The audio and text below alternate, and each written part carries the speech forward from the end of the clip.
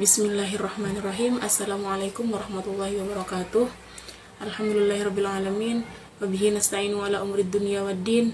Wassalatu wassalamu ala ashrafil anbiya'i wal mursalin Sayyidina wa maulana Muhammadin wa ala alihi wa sahbihi ajmain, amma ba'du. Yang terhormat kepada Bapak Dr. Asep Maulana MPD selaku dosen pengampu mata kuliah Tarjamah Fauriyah Indonesia Arabiyah. Perkenalkan, nama saya Amiratul Dunia dengan NIM 211101202066, mahasiswa Prodi Pendidikan Bahasa Arab kelas PBAB 2 semester 6 Universitas Islam Negeri Kiai Haji Ahmad Siddiq Jember. Baiklah, pada video kali ini saya akan mempresentasikan tentang hasil video terjemah saya dengan judul Bagaimana Berbicara dalam Bahasa Arab tentang Kualitas Psikologis Anda. Hal tata kalimat.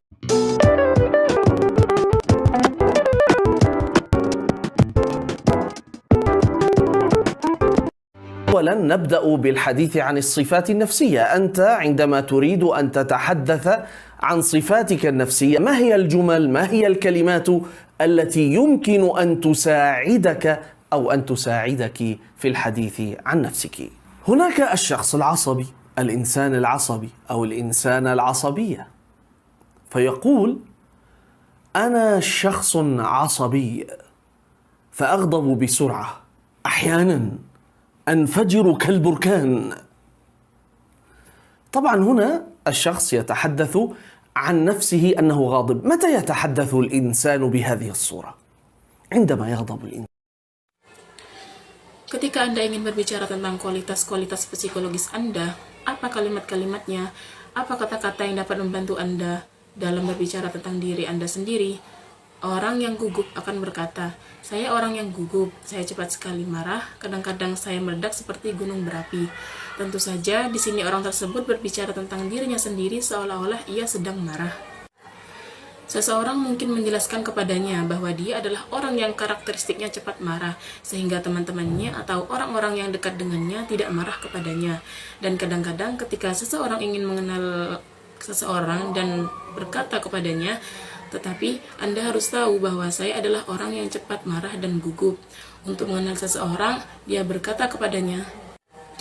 Seseorang mungkin menjelaskan kepadanya bahwa dia adalah orang yang karakteristiknya cepat marah, sehingga temannya atau orang-orang yang dekat dengannya tidak marah kepadanya.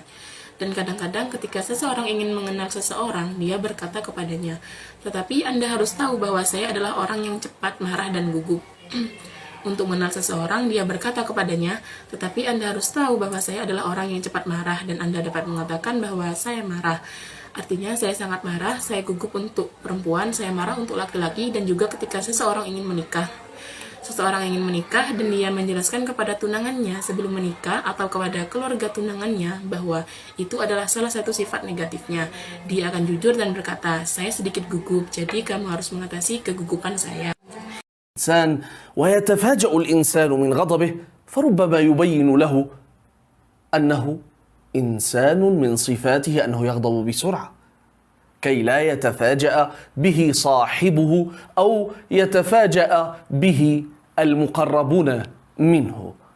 وأحيانا عندما يريد الإنسان أن يتعرف على شخص يقول له لكن عليك أن تعرف أنني أنا إنسان أغضب بسرعة، عصبي، ويمكن أن تقول أنا غضوب يعني كثير الغضب، أنا عصبية للمؤنثة، أنا غضوب.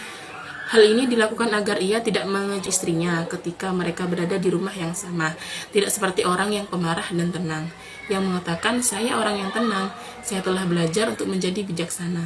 Apa arti bijaksana? Arti bijaksana berasal dari kata kerja meriwayatkan, dan arti meriwayatkan berarti mempertimbangkan suatu masalah dan tidak terburu-buru dalam mengambil keputusan. Ini adalah arti kebijaksanaan. Dalam bahasa sehari-hari kita mengatakan bahwa ia tinggal di belakang seorang perawi, yang berarti orang yang tidak tergesa-gesa. Jadi jika aku mau mempelajari perawi, orang ini akan mengikuti kita dengan hadis. للمؤنثة.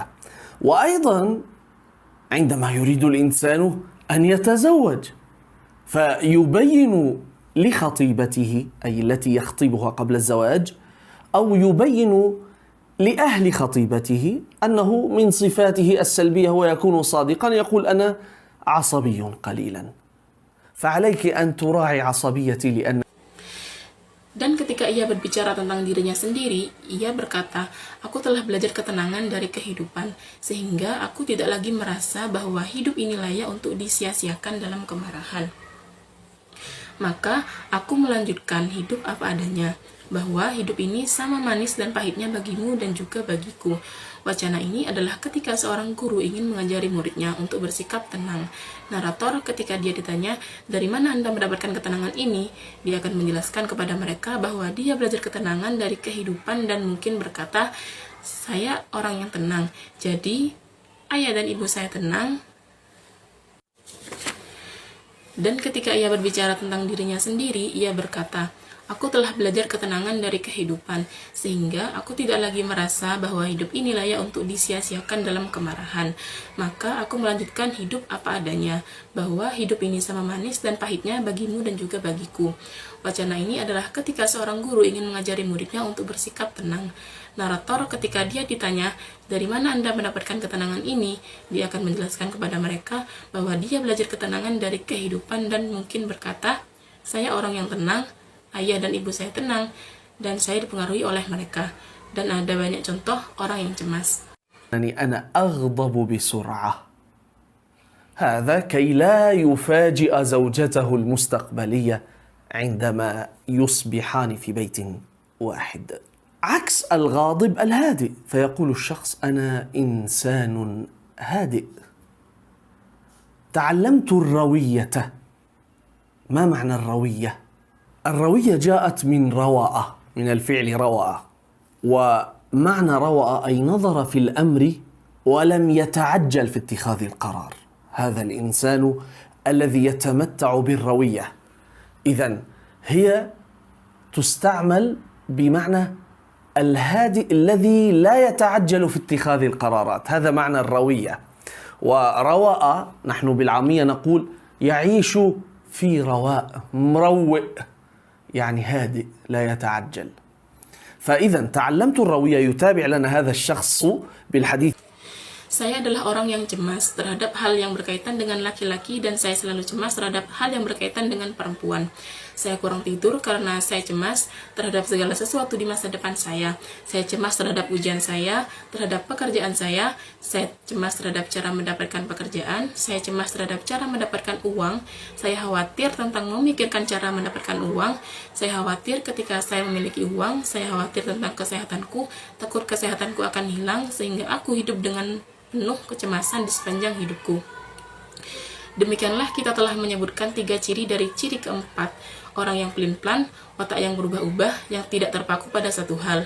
Misalnya, seseorang yang mengatakan dalam definisi dirinya, "Aku seorang dermawan yang pelin-pelan."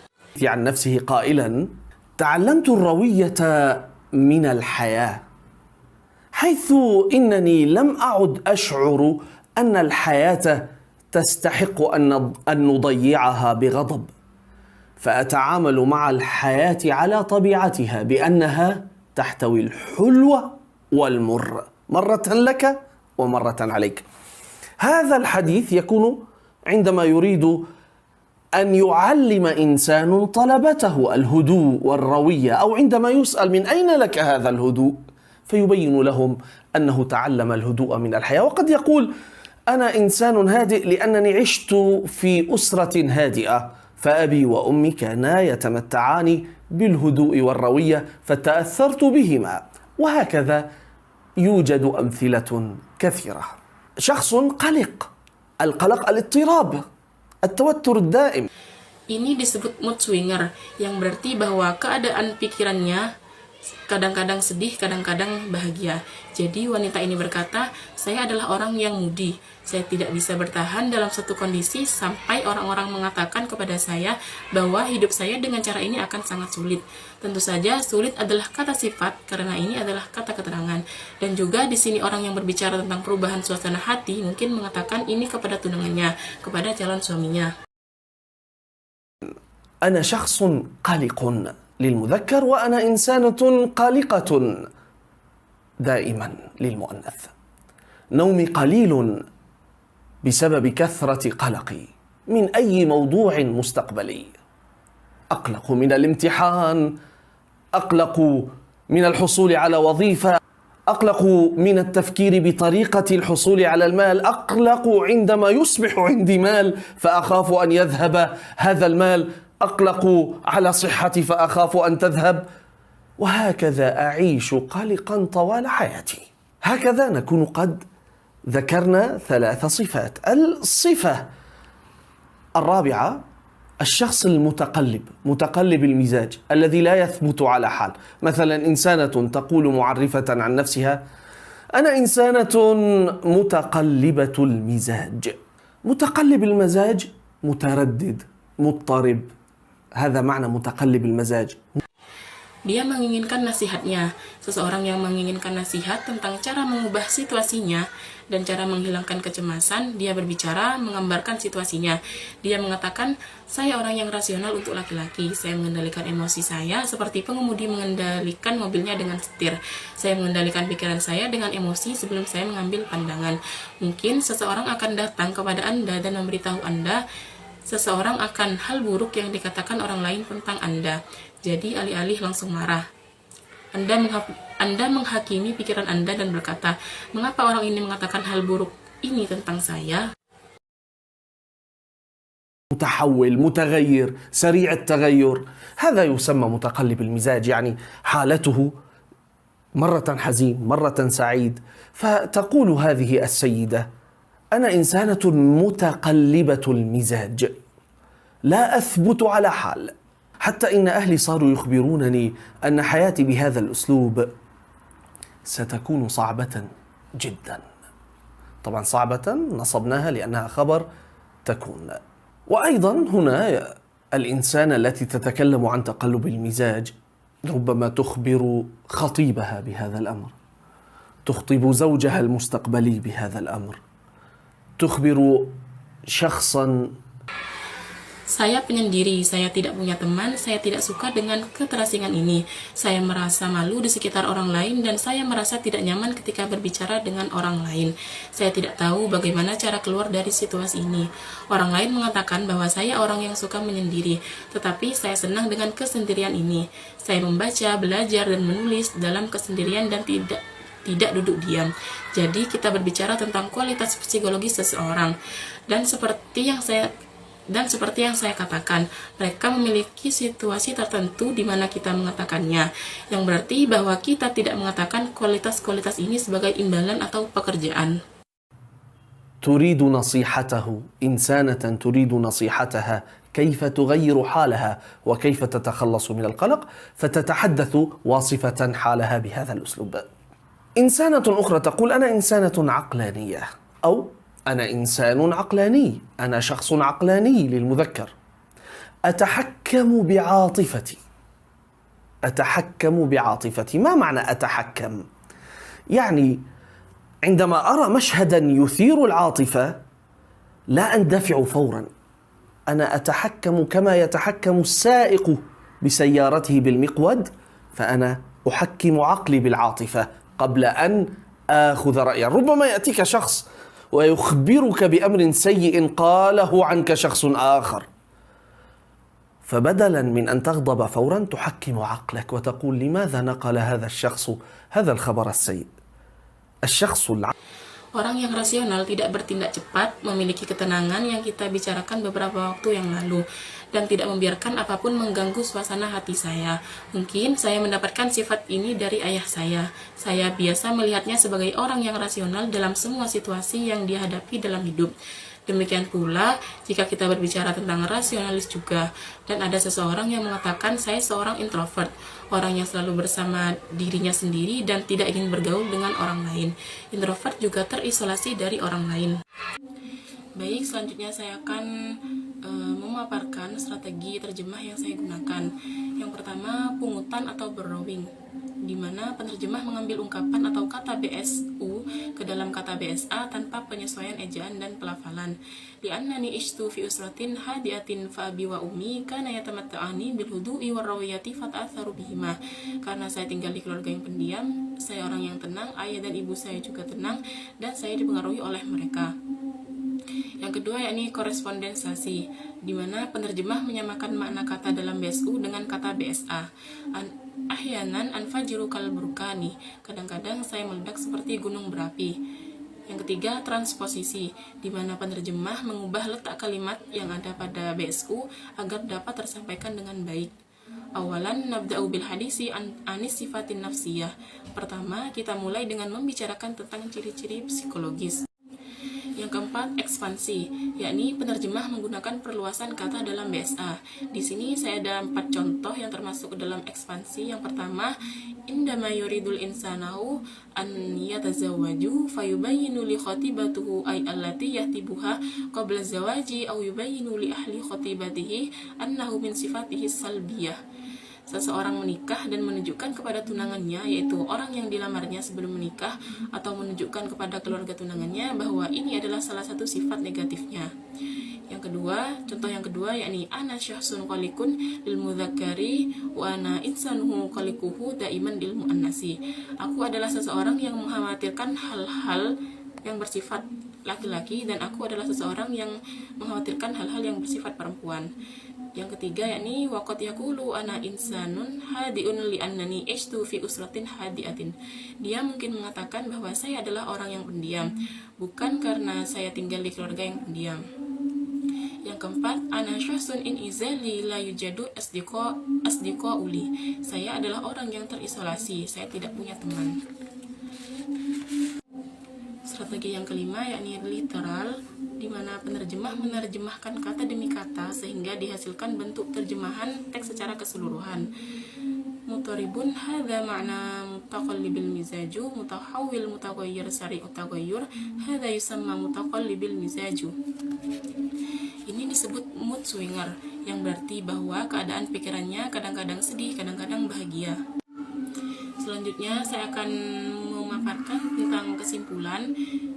Yang pertama, dalam menjalani hidup yang membuat kita tidak nyaman adalah kecemasan, dan kecemasan akan menimbulkan kekhawatiran yang berlebihan. Yang kedua, setiap manusia tidak akan luput dari lisan manusia atau prasangka, dan hal tersebut akan menimbulkan suatu suasana hati yang tidak baik, dan solusinya adalah sabar, menahan dan mengendalikan emosi. Yang ketiga, salah satu kebiasaan manusia adalah suka menyendiri. Terkadang hal tersebut bisa dari kebiasaan orang tua kita yang jarang bersosialisasi dengan sesama. Yang keempat, terkadang seseorang menyendiri bukan karena kemauannya. Yang kelima, dalam menjalani hubungan, alangkah baiknya kita harus memahami karakter bersama dan saling mengetahui hal yang tidak disukai oleh keduanya. Dan terkadang kita harus memberitahu hal itu kepada pasangan kita agar terjalin hubungan yang harmonis dan jauh dari kegugupan dan pertengkaran. Yang keenam, pemimpin dalam rumah tangga tidak boleh tergesa-gesa dalam mengambil keputusan. Jauhi mengambil keputusan ketika marah, ambil keputusan ketika tenang agar keputusan yang kita ambil sangat bijaksana. Mungkin itu yang bisa saya sampaikan, kurang lebihnya mohon maaf. Wassalamualaikum warahmatullahi wabarakatuh.